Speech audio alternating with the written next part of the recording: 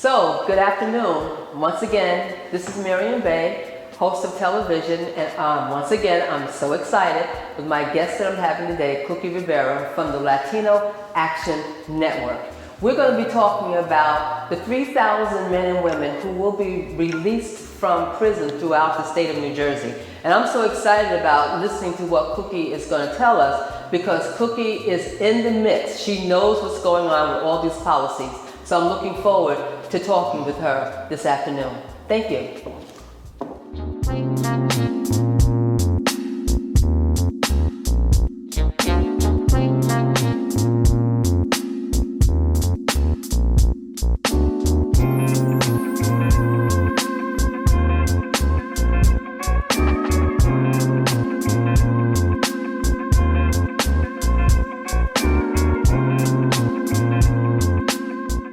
I'm Cuqui Rivera. I'm from the Latino Action Network, and we are members of the New Jersey Prison Justice Watch.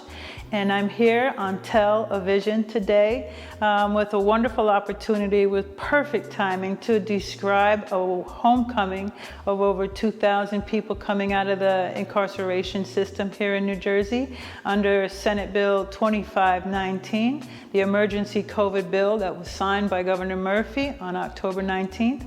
And we will be welcoming home over 2,000 people on November 4th. So I'm here to talk about that today, and I'm honored to be here. Thank you.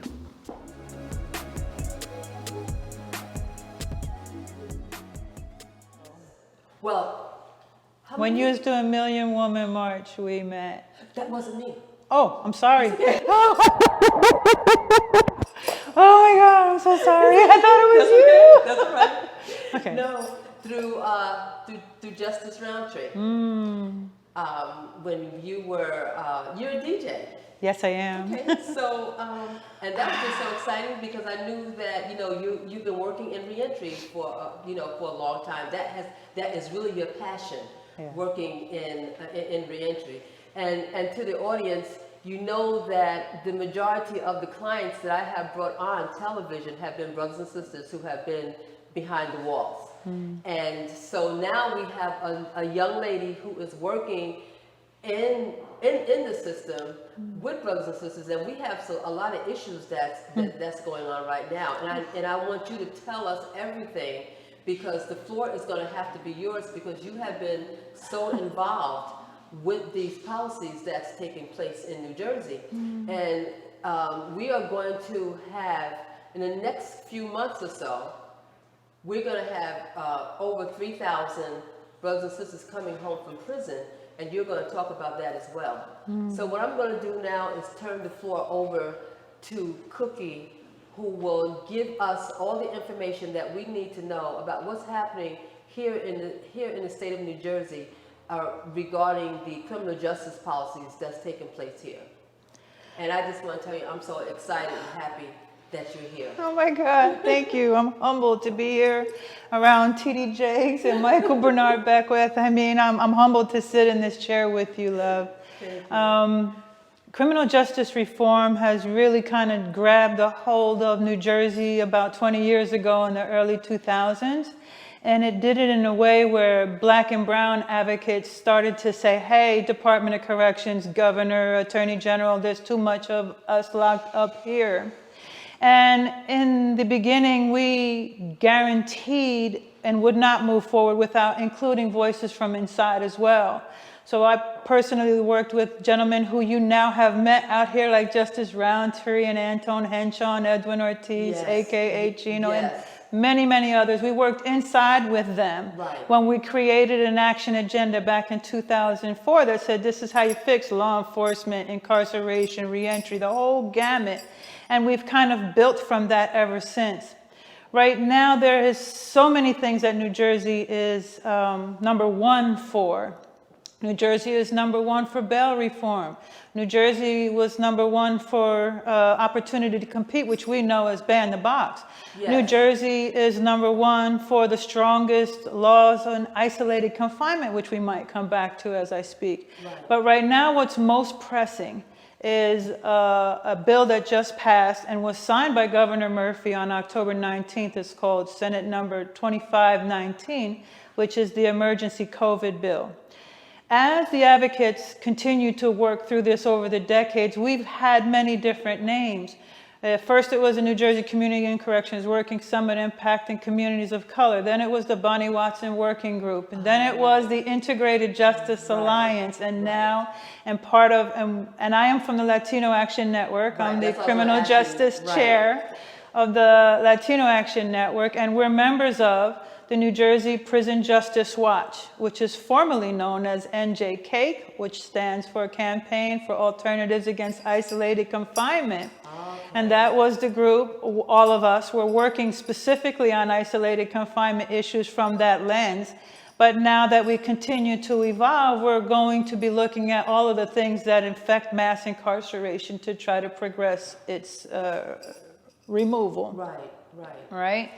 So the most important thing that we must spend time on today is, let me just back up one more time because some more history. Yes. We just passed the right to vote for people on probation and parole. So 83,000 people now are eligible to vote. In this election? In this election, if they've registered, yes. But it's something because you just came out of incarceration and you don't know all these things and life is hitting you and you're deprogramming yourself and getting settled in community and so much hits you, you know. So yes, and there are fantastic groups like the Dare Academy in Camden, like Returning Citizens in Newark, right here on Prince Street, the Newark Conservancy, that are doing it the right way and receiving people. We have campaigns where we're meeting them at the gate. That's a good one. Yeah, and well, that's part of this too. So this law, the emergency COVID bill, started in the COVID pandemic, February, March, because people in prison had nowhere to run. And we said that you're serving your time, but that's not a death sentence. It's not a death sentence, right? So over the course since February to now, there's been a lot of back and forth, as all legislation goes. And we ended up with a bill, which I'm going to describe for us now, that was signed on October 19th. This bill says that if Cuqui is going to max out within 365 days or less, or whatever she's in prison for, or halfway house, if she's 365 days or less to be released. When a governor declares a public state of emergency, a health emergency, as Cuqui gets a day off every 30 days for being good, not getting any charges while she's incarcerated, she gets a day off. Under this particular law, Cuqui will get, for every day of the public emergency, health emergency, I will get 4 days off, up to and no more than 8 months. So anyone who was incarcerated or in a halfway house with that time frame attached to it will get 8 months off their sentence and they will be coming home. After all the back and forth happened, it passed both houses and Governor Murphy actually signed it on October 19th. Last week. Last week. But that means that because it's an emergency health bill, it doesn't take the normal course of action like, I don't know, a law, isolated confinement as an example. It was signed in 2009, but it takes 12 months for the people that's necessary to implement it. It gives them 12 months to do so. Right? But in this case, as an emergency health bill, over 3,000, as you mentioned, will be released very quickly. And what that looks like right now is that on November 4th, next week, November, the day after the election, 2,088 people will be released that day. So across the state of New Jersey. Okay, so then, because here's my concern about that. There's no real planning going into it. Well, yes, there is. Okay, go yes, ahead. There is. Because my concern is where are they going to be released to if they have no place to go? So, in some cases. Right. So 2,088 will be released on that day. At this time, the current prison population, state and halfway house, is about 16,000. Between November 4th and January, They will continue to be released under this emergency law, and another 1,000 will be released. So that's where we get the 3,000 from. Okay. Between November and January, out of this law, 3,000 will be released. And it will reduce the prison population to about 13,000. You mean inside? In state custody and in halfway houses, it will Okay. reduce the prison population a lot. Okay. And 3,000 people, you might have to consider how you might reimagine these things. Number Yes. one, you might consider how to take whatever resources you may have garnered from any savings you might get, even though the Department of Corrections has cuts to them as well. Mm-hmm. But whatever savings or ways you can reallocate that funding or those programs to actually serve the inmate or the prisoner coming home, or to serve them through programming, as you mentioned in another segment I saw you in, and those kinds of things. That not only that, but also to protect those who will remain inside. To serve your time is not a death sentence. So what is actually going on in those prison walls, Yes.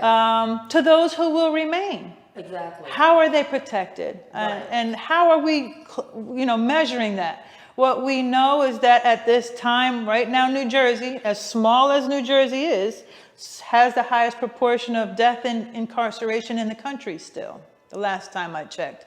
So it's a big deal inside as well. I guess kind of the way I might mirror this is right now, this country and this world, through Black Lives Movement and Black Lives Matter, is seeing the horrors that happen in some cases with law enforcement. And it's like you can't get away from it now. But these are things that went on regularly inside the prison system, Right, and yes. still continue to this day, or the Department of Justice wouldn't be here. Right. And people are getting hurt in there, but there's no lens on it. So it's something that we have to realize, that once you serve your time, this person comes home. They need support. They need to know that they matter. They need to learn how to use a cell phone. And see, exactly, because with the returning citizens support group, a lot of the brothers Amazing. who come home after 30, 40 years. Amazing. And so nothing is the same. And a lot of them have mental health issues, as I spoke about in the last segment. We have to, because you're saying reimagine, I'm reimagining that if we're going to do it the right way, they're going to be given all the services that they need to be a whole person. But who makes that happen? And who checks that it's actually going on? Just like isolated confinement. It passed in 2009. It was supposed to, for the juveniles, and it passed it. Yes. And this August was supposed to be where it was implemented in the prison system. And with COVID hitting and all these other factors and things that go on in there, it's not realized, the whole isolated confinement legislation. So one of the things that I would say is that advocates have so much. I've been an advocate for 30 years plus, right? And you have so much pain that you're dealing with the community and the things that we do, that we got this bill passed, we got this bill passed, we got this bill passed. But us as advocates, without resources and all of these things, we don't go back and say, hey, Miriam, did you do what that bill told you to do? Right. And that's part of the evolution that we have to evolve into, to also track and monitor the bills that we did pass. Not only track and monitor them, but when you pass legislation, it's not the bill you started with. They keep making deals and taking this out and taking that out. So another responsibility of advocates is to get that stuff they took out and put it in the next bill. Right.